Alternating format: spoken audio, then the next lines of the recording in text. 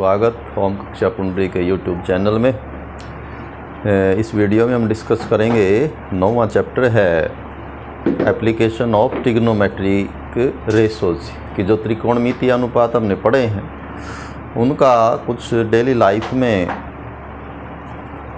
उपयोग या प्रयोग या क्या फ़ायदा उठाया जा सकता है या उठाते रहे हैं पहले से, तो कहाँ कहाँ वो प्रयोग हो सकते हैं।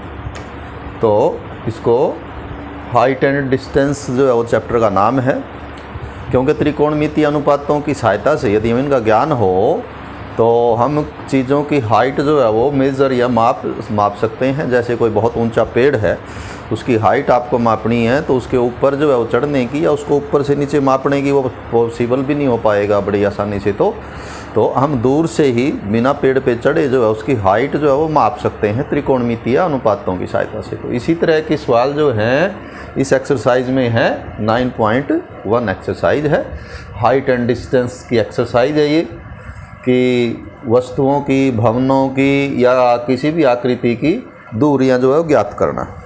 तो हम अक्सर सुनते हैं कि दुनिया की सबसे ऊंची जो चोटी है पर्वतों की चोटी वो है एवरेस्ट। तो उसको कैसे मापा गया कि ये कितनी ऊंचाई है इसकी, तो उसमें भी त्रिकोणमितीय अनुपातों की हेल्प से वो पीछे कभी मापी गई थी। तो कैसे इसको मापते हैं, किस तरह से इस्तेमाल करते हैं वो करेंगे। इसमें आपको थोड़ा सा दो उन्नयन कोण और अवनमन कोण, इनके बारे में भी, उन्नयन कोण और अवनमन कोण, इन कोणों का जिक्र जो है वो आपके क्वेश्चन में आएगा, तो हमें थोड़ा सा इनके बारे में भी पता हो।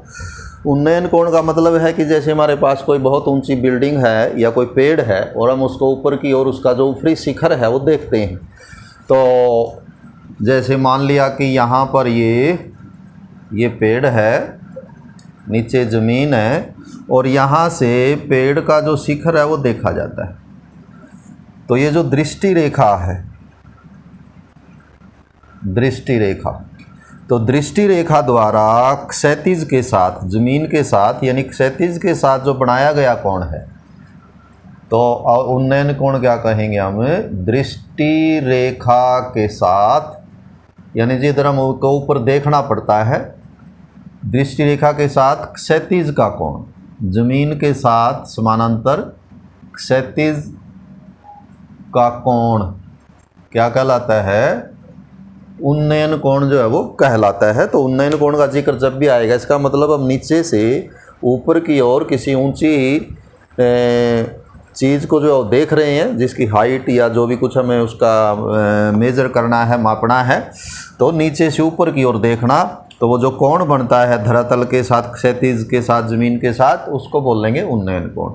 अवनमन कोण क्या है कि कई बार मान लिया आप बिल्डिंग के ऊपर चढ़े हुए हैं, ये बिल्डिंग है, आप इसके ऊपर हैं और वहाँ से ये सड़क है, ऊपर से नीचे देखते हैं किसी को, मान लिया यहाँ कोई कार है, ऊपर से आप नीचे देखते हैं, तो उस केस में बनेगा अवनमन कोण। और ये क्या होता है,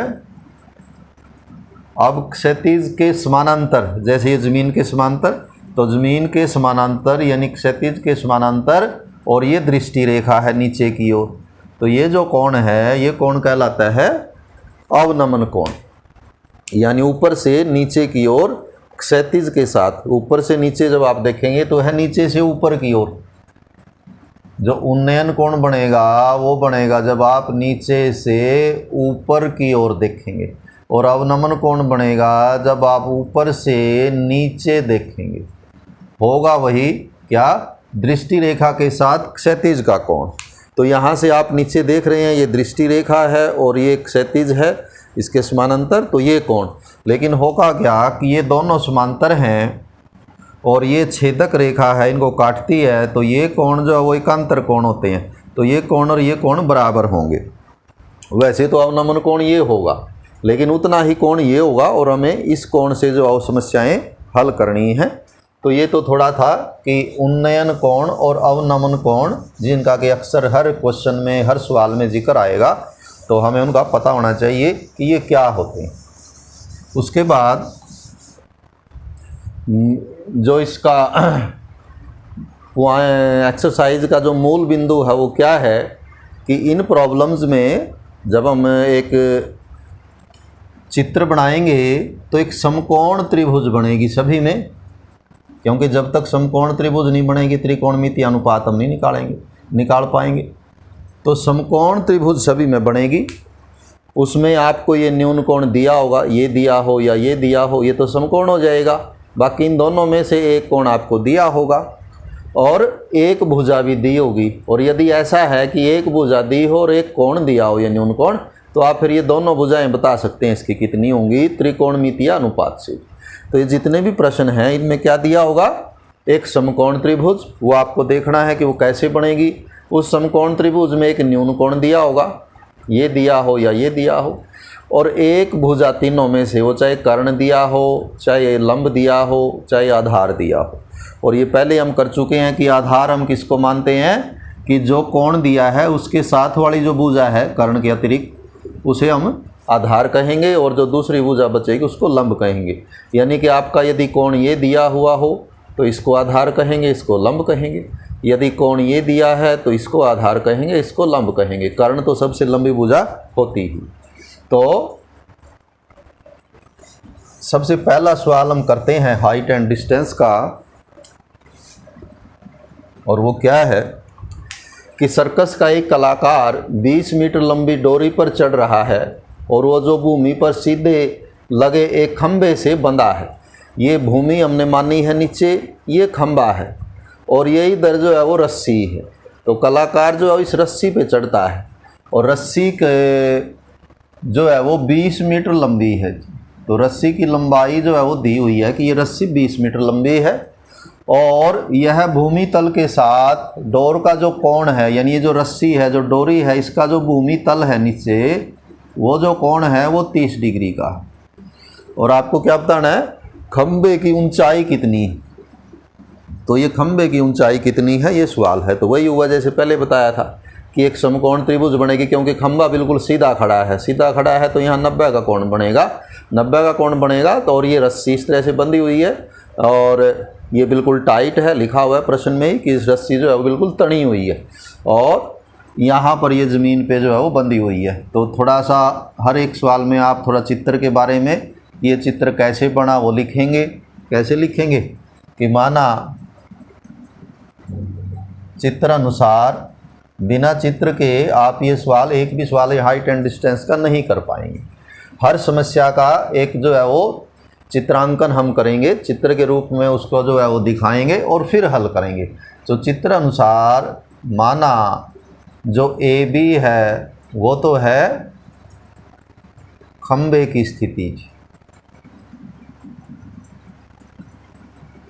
और जो ए सी है वो है डोरी या रस्सी।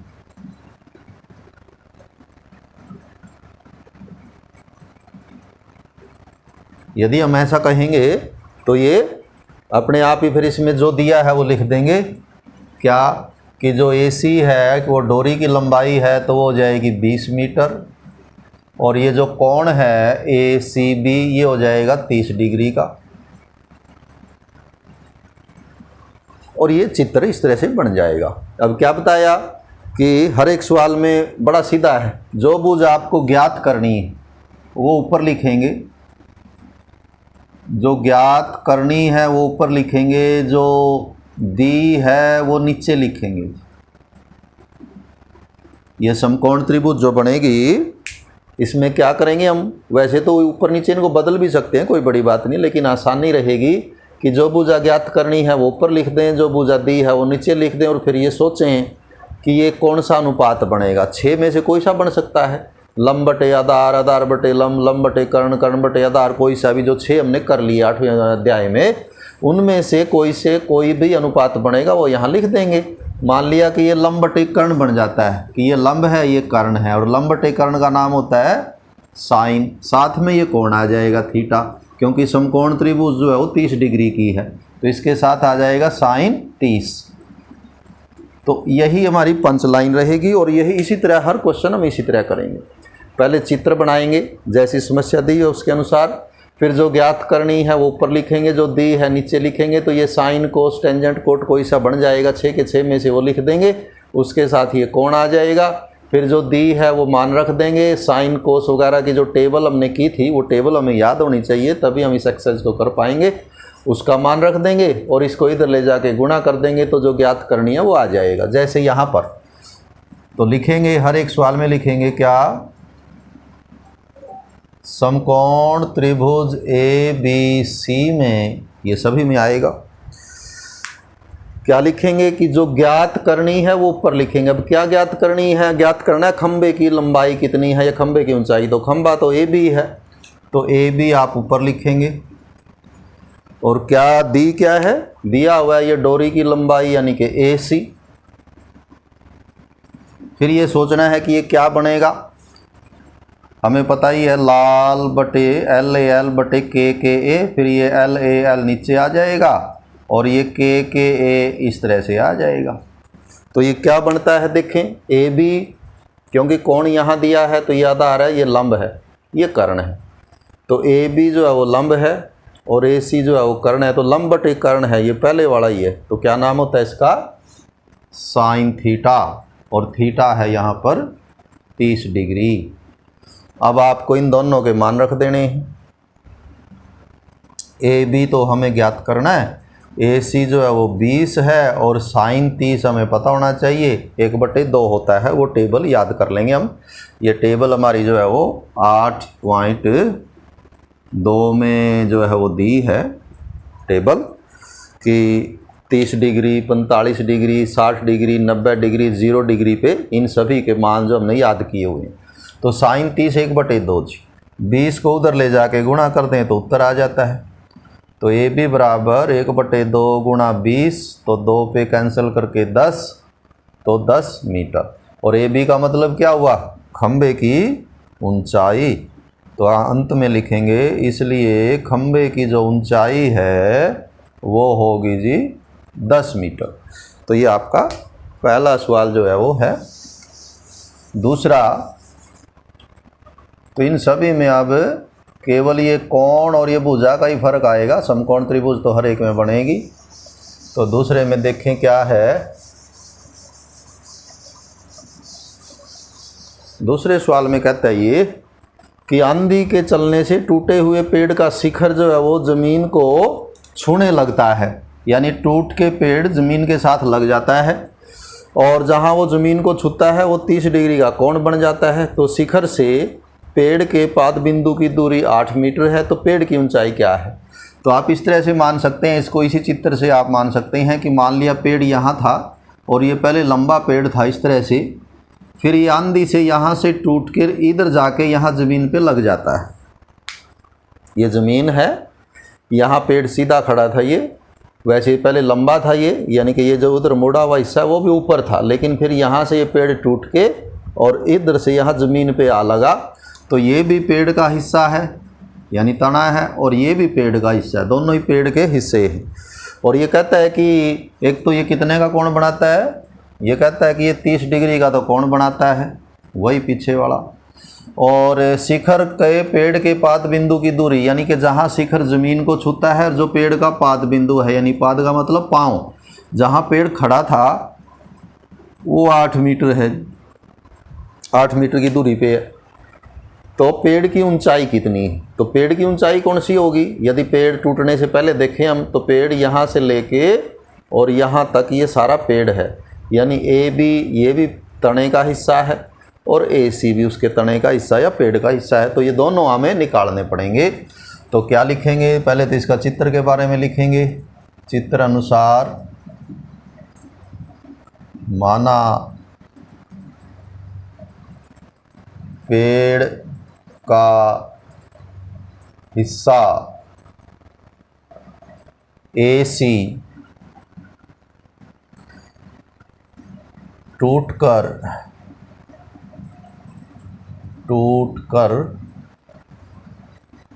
जमीन पर लग जाता है और B जो है वो पेड़ का पाद बिंदु है, B पेड़ का पाद बिंदु है। तो इससे क्या होगा कि ये जो BC है वो 8 मीटर हो जाएगी और ये कोण 30 का हो जाएगा दिए के हिसाब से। हमें पेड़ की ऊंचाई निकालनी है तो हमें ये दोनों पहले AB निकाल लेते हैं। तो वही समकोण त्रिभुज ABC में जो भुजा निकालनी है वो ऊपर लिखेंगे। तो AB हमें निकालनी है, दिया हुआ है BC।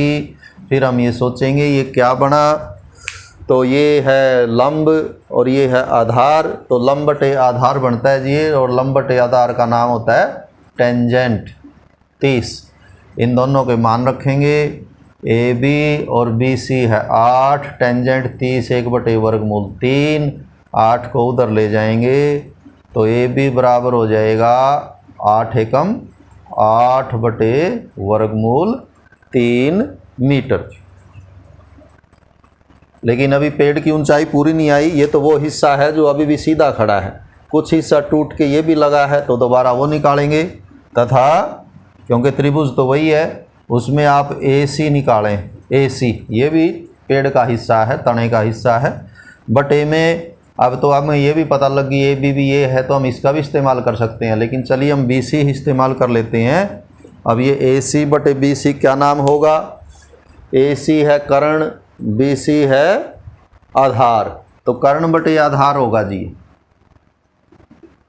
LAL KKA, फिर LAL नीचे और KKA। तो ये कर्ण बटे आधार है 5वां, यानी नाम होता है इसका सेकंड थीटा, और थीटा तो वही है 30 डिग्री। तो देखें कितना हुआ, इनके मान रखें। AC तो हमें निकालना है, BC 8 है और सेकंड थीटा होता है 2 बटे वर्गमूल 3। 8 को हम इधर ले आएंगे तो AC आ जाएगा 8 दूनी 16 बटे वर्गमूल 3 मीटर। इसलिए पेड़ की ऊंचाई कितनी हुई? बड़ा अच्छा क्वेश्चन है ये, बार बार एग्जाम में आता है। पेड़ की ऊंचाई, तो पेड़ की ऊंचाई, दोनों ही पेड़ की ऊंचाइयां हैं AB जमा AC। AB जमा AC, तो AB तो है 8 बटे वर्गमूल 3 और AC है 16 बटे वर्गमूल 3। तो वर्गमूल 3 लघुत्तम आ जाएगा, 8 जमा 16 दोनों ऐसे ही रहेंगे। तो 16 और 8 हो जाएगा 24 वर्गमूल 3। लेकिन हमें पता है कि वास्तविक संख्याओं में हम नीचे अप्रमेय संख्या नहीं लिखते जनरली, तो इसके हर का परिमेयीकरण कर दें। 24 बटे वर्गमूल 3 का हर का परिमेयीकरण कैसे होगा? वर्गमूल 3 से गुणा और भाग कर देंगे। तो ऊपर गुणा करेंगे 24 वर्गमूल 3 हो जाएगा, वर्गमूल 3 हो जाएगा पूरा 3, क्योंकि ये 3 तिया 9, 9 का वर्गमूल 3। और फिर 3 से आप 24 काट भी सकते हैं, और लास्ट में अंत में उत्तर आ जाएगा कि पेड़ की जो ऊंचाई होगी वो 8 वर्गमूल 3 मीटर होगी जी। तो बड़ा इम्पोर्टेंट और बड़ा अच्छा सवाल है ये। आगे देखें, तीसरा कि एक ठेकेदार पार्क में बच्चों के झूलने के लिए फिसल पट्टी जो है वो लगाना चाहता है। पार्क में बच्चे जो ऊपर चढ़ के फिसलते हैं, वो फिसल पट्टी जो लगाना चाहता है, और ये फिसल पट्टियाँ 2 लगाना चाहता है।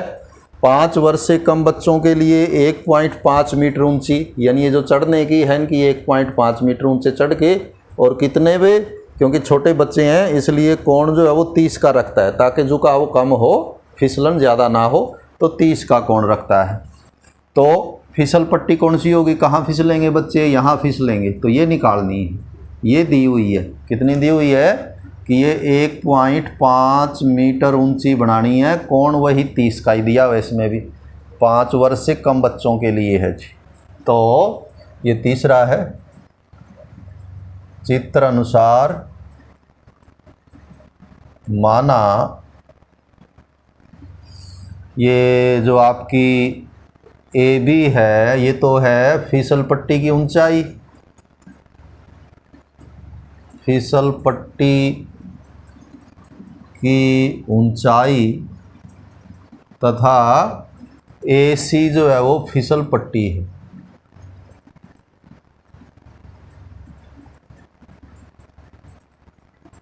तो ये इसका चित्र हुआ जी। तो दो केस बनेंगे। सबसे पहले छोटे बच्चों के लिए, 5 वर्ष से छोटे बच्चों के लिए, क्योंकि उसमें पैमाना अलग है। तो त्रिभुज तो यही बन जाएगी आपकी समकोण त्रिभुज ABC में। समकोण त्रिभुज ABC में क्या निकालनी है? फिसल पट्टी की लंबाई। फिसल पट्टी ये है, तो आपको AC जो है वो ज्ञात करनी है। क्या दिया हुआ है? फिसल पट्टी की ऊंचाई दी हुई है AB, और ये AC बटे AB क्या बनेगा? ये कर्ण है, ये लंब है। कर्ण बटे लंब जो है वो कोसिकेंट होता है। आप इसको याद कर लेंगे। कोसिकेंट कितने डिग्री लिखेंगे? 30 डिग्री लिखेंगे। अब इन दोनों के मान रखेंगे, तो AC बटे AB जो है वो है 1.5 मीटर, और कोसिकेंट 30 जो है वो होता है 2। यह हमें याद होना चाहिए तालिका। 1.5 को इधर ले जाएंगे, तो AC बराबर 1.5 गुणा 2, 15 दूनी 30, 1 के बाद दशमलव आ जाएगा, तो 3.0 का मतलब हुआ 3 मीटर जी। तो एक उत्तर तो इसका ये हो जाएगा। और 5 वर्ष से बड़े बच्चों के लिए आप दोबारा बना सकते हैं यही चित्र नीचे, सिर्फ चित्र इसी प्रकार बनेगा।